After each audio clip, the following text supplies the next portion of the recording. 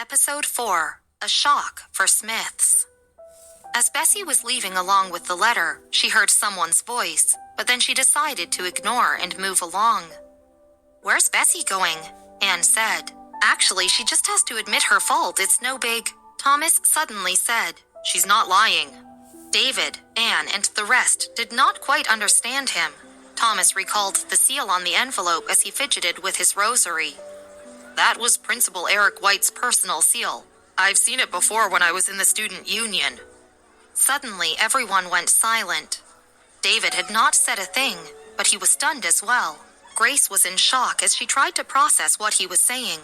David asked, "Are you implying that Bessie knows the principal of Brightbow High School? How could she have a connection with him, and why would he wish to have a student like Bessie in his school?" The shock wasn't easy to process. Without waiting too long, Anne grabbed her bag and mumbled something under her breath before heading out the door for school. At Brightbow High School, in the principal's office, an elderly man was sitting at his desk. His clothes were neat and tidy, and behind his glasses were the eyes of a highly intelligent man. A woman and a slightly older man entered the office. The woman politely greeted, "Principal White." Her brows were messy, her eyes dull, and her lips curving downwards at the tips. She looked pretty unpleasant and was evidently a curt woman. This was the teacher in charge of Class 3.1, Catherine Lewis. She was the only female teacher in charge in the whole of Brightbow High School. Principal White put his pen down and looked at Bessie sitting in the corner with her leg propped up rudely. "Teacher Lewis, this student over here, I'd like for her to join your class." Principal White put it very succinctly. It was rare to see students join the school only in 9th grade. Mrs. Lewis received the 2 sets of files and narrowed her eyes when she saw the previous grade slips. "She's going to be a full-time student here, and her grades are going to be entered into the school system." Mrs. Lewis was firmly against it. "You're just tossing crap into my class. She'll ruin the entire class atmosphere. Principal, you've got to be kidding me." "Mrs. Lewis, there's a student present here. Watch your words." The middle-aged man beside her frowned. This man was slightly plump and had small eyes. He always seemed to have a smile on his face. His name was Stephen Scott, and he was the teacher in charge of 9th grade. Mr. Scott figured out that this girl sitting in the corner was probably the student they were discussing. It wasn't nice to be called crap so openly. "Mr. Scott, you're in charge of a mainstream class. Of course it's easy for you to talk. What if we put her in your class instead? Would you be this calm?" The class she took was the special stream. They were all the top 100 students in the school. Mrs. Lewis wanted to be awarded as one of the Chicago's 10 most outstanding teachers, and there was only one slot for their area. If she had to take in a student that would potentially pull her class down, it would lower her chances. "If this was my student, I'd definitely be responsible for her." Mr. Scott had always been disapproving of the way she treated students differently based on their aptitudes. Principal White remained silent in his seat. He simply glanced at Bessie in the corner, trying to figure her out. Bessie looked up at him indifferently. She looked so unfazed by everything and was practically unreadable if one could not detect the hint of rebellion and stubbornness. Principal White looked away. He propped his glasses up and gestured for Mrs. Lewis to hand the files to Mr. Scott. "Mr. Scott, would you be willing to take this student?"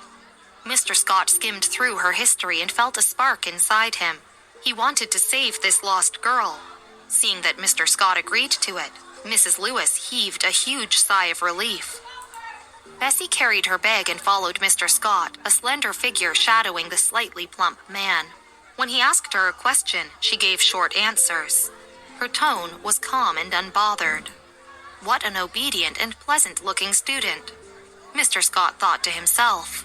Mrs. Lewis walked in front of the 2 of them, her heels clicking away. She didn't look at Bessie, but rather swept a glance at Mr. Scott and sarcastically said, "No wonder why Mr. Scott hasn't been making much progress even after 20 years in this career." To that, Mr. Scott simply smiled at Bessie. "Bessie, don't give up. There's 1 more year. Everything is possible."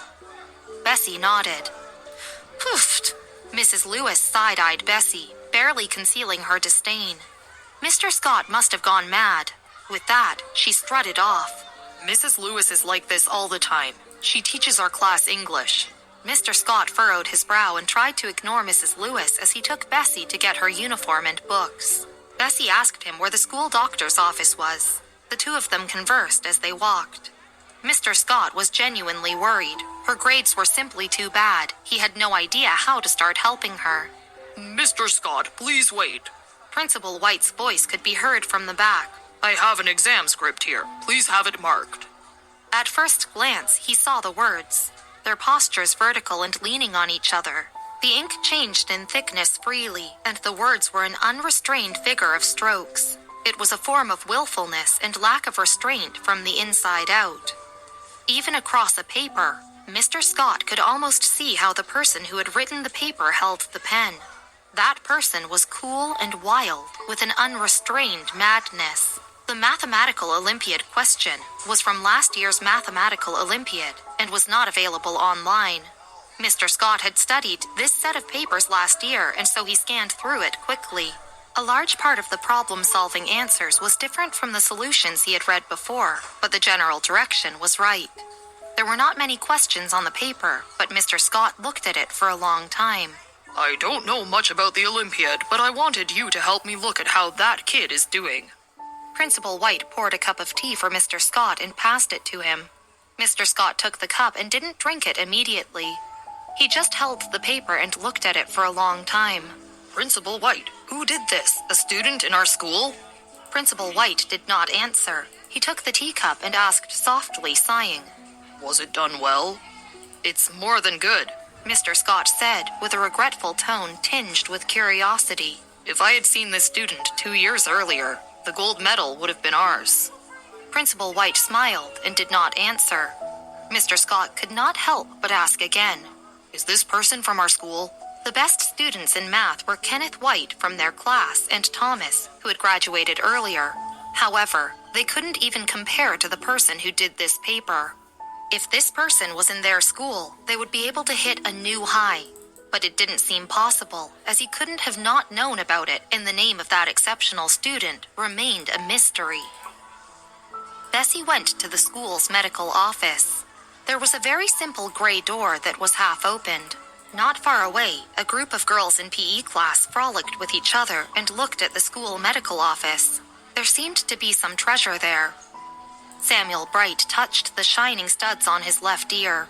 He smiled and dismissed the 23rd girl this morning before smirking at Michael, who was lying on the sofa. Your market price is just as in the past.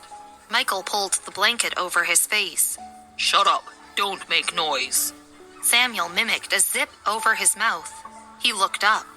This girl looks good. Samuel quickly changed his position and made a pose. He held his black gel pen, said hello casually before saying rudely, Where are you uncomfortable? Bessie looked over at him at the medicine in the cupboard. Is there a sleeping pill?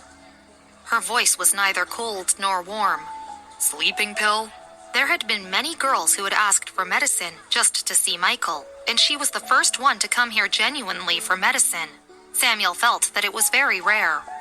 The sleeping pills are prescription drugs. I can't give them to you. A sudden, low voice interrupted him. How many? Samuel turned his head suddenly. Michael's long, clean fingers stopped on the box containing sleeping pills and looked up at Bessie. 10, said Bessie while staring at the box of pills. Michael nodded. He counted 10 pills, wrapped it in white paper, and handed it to Bessie. She took it.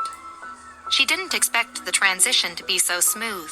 She thanked him and slowly put the medicine away. Her face was so beautiful, but her delicate eyebrows couldn't conceal her personality. Michael looked at her sideways and suddenly smiled. You're welcome, but the prescription drugs need to be signed, he said. He pushed a list over. Bessie held a pen with her left hand and signed it. Michael looked down at the written name. Bessie. When she left, Samuel asked, Do you know her? Michael narrowed his eyes slightly and smirked. Thin waist. Huh? Michael stopped talking. Is there something going on? Samuel stroked his chin and smiled wretchedly. Michael looked at the ugly handwriting on the medical record and said lightly, I'm a doctor in the school. This is my duty. Samuel said, Did this thought strike you now? A group of girls pushed the gray door open. Samuel looked at Michael, turned back, then he said 3 casual words. Don't make noise. Samuel said nothing. He looked in the direction where Bessie was leaving. Other than being especially pretty, he couldn't see anything special in her, and her handwriting was so ugly it was a little cute. Mr. Clark couldn't possibly throw away all the noble ladies chasing after him in the city and fancy that girl, could he? In English class, the fishes and dragons were mixed together. In the last row, a youngster leaned on the table and whispered, Kenneth, I've asked around. The class president was unhappy in the morning because of her sister. Just why on earth would Uncle Smith put her in our school and make our class president feel awkward? He rubbed his chin and said, I heard that she took a year off school just to quarrel. What an angry soul she must be, right? There were also other school bullies, but most of them looked fierce as compared to the new girl. The youngster tittered. It seems like she has come to Chicago and wants to enter high school because of Anne. Kenneth took out his notebook and threw it on the table with a slam. He said lightly, A painting of a tiger turned out to be a dog. They were yet to ring the school bell. Mr. Scott had entered the class early and was beaming with joy. Today, we have a new member joining us in our English class. Everyone welcome her. The mystery behind the brilliant student who solved the Olympiad paper remains unearthed. Will Grace and Smith's family come to terms with the fact that Bessie had made it to the prestigious school of Chicago? Will Bessie be able to adjust and hone a few skills in first middle school?